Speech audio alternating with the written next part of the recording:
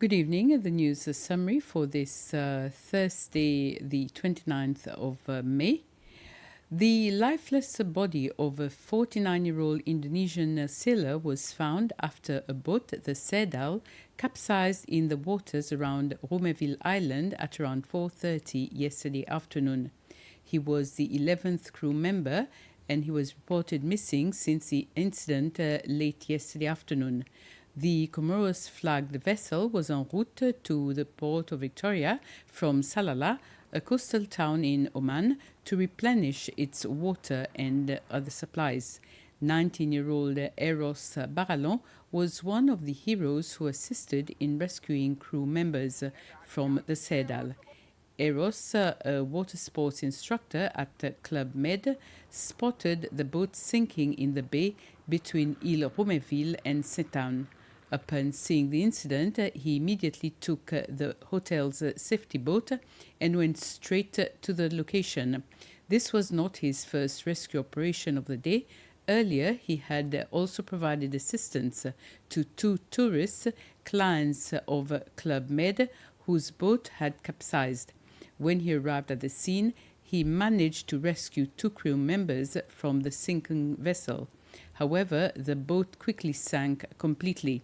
The general manager of Club Med Resort, Trishi Sanasi, stated that as soon as they received the message, they took all the necessary actions. What happened yesterday is that we were performing our normal duties. We have water sports activities with Club Med. Actually, we had two guests who went on a hobby cat to do some sailing, and their hobby cat fell off. And of course, we have security boats, safety boats, what we call. And Eros, our water sports instructor, went to see them to just put back the hobby cat at ashore. It was only then when he got an alert message on the VHF that there was another boat sinking between the bay of Mahé and Saint-Anne that he had the reaction of first dropping the guest, and then he went back to the boat because he got this alert, and then he saw that there were two people in distress, and he immediately had this normal reaction to take them into his security boat, and then we used another boat to put them at ease. We as a company, we have also a civil duties. Like I said, 2 months ago, we signed a treaty with the SPGA to look after the marine park, but we have also to ensure the security of it. And I must say that Club Med and Eros, our water sports instructor, we have the perfect reaction to, first of all, rescue first, alert the authorities, and of course, while taking care of the people and the area around. Mukesh Valabji has been granted until Tuesday, the 2nd of June, to obtain case documents from his former lawyer, James Lewis, to resume his defense in the ongoing terrorism prevention trial. Mr. Valabji argues that his constitutional right to legal representation of his choice is being violated as he is unable to secure a foreign lawyer.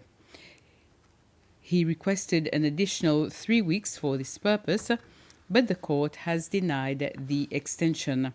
Chief Justice Roni Govinden maintained that the case should move forward and said that Mr. Valabji can rely on support from his remaining legal team, including his wife, Laura Valabji's lawyer, whose legal arguments have largely mirrored his own.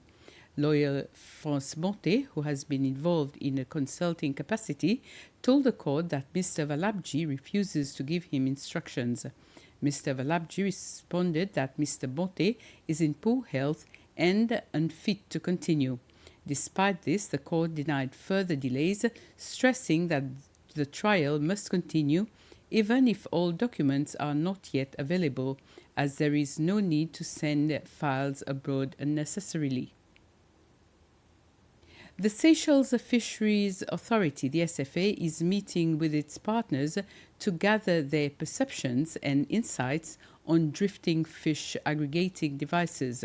This is being done in a 2-day workshop being held at the Eden Bleu's conference room.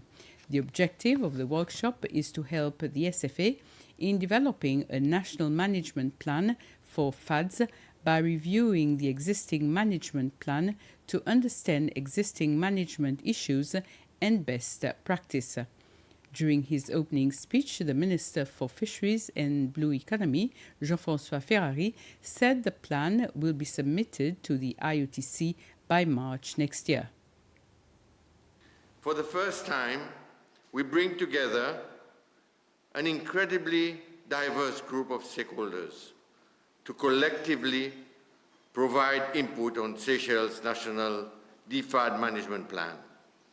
The importance of this process cannot be overstated. Tuna fisheries remains a vital pillar of our blue economy, with the DFAD fishery being particularly crucial for skipjack tuna, our most important tuna species by volume. The economic significance of this sector extends far beyond the vessels themselves. Tuna products account for almost 90% of our merchandise exports, and the industry contributes directly or indirectly an estimated 25 to 27% of our domestic GDP. We can take pride in the successful rebuilding of the yellowfin tuna stock, which was partly achieved through major DFAD fisheries complying with catch limits set by IOTC. This demonstrates that well-managed FAD fishing can be part of sustainable fishery solutions. Unlike some other fishing methods that have remained largely unconstrained and have increased their catches while posing significant environmental impacts through illegal nets and unmanaged anchored FADs. The Minister for Transport, Anthony Derjac, has presented an electronic copy of the new hydrographic map for Mahé, Praslin and La Digue to several maritime development and security stakeholders. Minister Derjac said that Seychelles has received assistance from Great Britain to conduct a survey around the three islands and that discussions are ongoing with India to expand the survey further.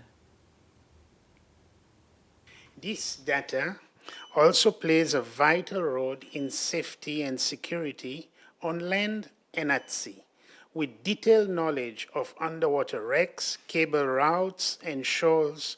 We can safeguard our navigation, protect national assets, and prevent accidents. Furthermore, data sharing is essential for our efforts to adapt to climate change. The tide gauges installed on Mahé and Praslin will help monitor sea level rises. Their data must reach not only the Ministry of Transport and also the Department of Climate Change, the Ministry of Environment, our disaster risk units, but all other stakeholders, because this sharing and utilization is our shared responsibility, all of us. Two educators from the United Kingdom are in Seychelles this week to share international best practices for effective student learning during a two-day education forum. A group of teachers and head teachers from both public and private schools participated in the forum. The event was organized by the British High Commission in collaboration with the Ministry of Education. The two visiting educators, Emma Wright and Helen Stotz, shared insights from their teaching careers in the UK. Emma Wright is the Director of Primary Development for primary schools, while Ms. Stotz is a recipient of the Pearson National Teaching Award for Primary School Head Teacher of the Year in 2022 in UK. With 20 years of experience as a head teacher, Helen explained how they help students overcome their weaknesses. We visited a couple of schools. The pupils were exceptional. The head teachers and the staff had a real passion for the children and their communities. So it's not bringing any expertise in because you've already got it. I think it's about sharing stories and giving professionals that are here today the time and the opportunity to start that dialogue and how you can collaborate properly to really improve outcomes for children in Seychelles. looking at the trauma that the children experience, and that impacts how they show up in school. So we give the children the language to be able to function in society, to be able to express their emotions and their views and their opinions. It doesn't matter where you work or what children you work with, we all have the same goal, that their outcomes should be excellent, that they should thrive and flourish. How do we partner those professionals right across the Seychelles to impact children regardless of what setting they're in? And this brings us to the end of this news summary. Have a very pleasant evening.